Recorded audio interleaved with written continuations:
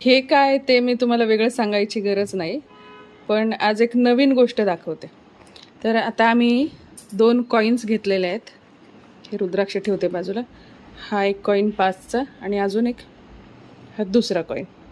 तर बघूया काय होते. हे घे मयंक. असं इकडून करते मी शूट.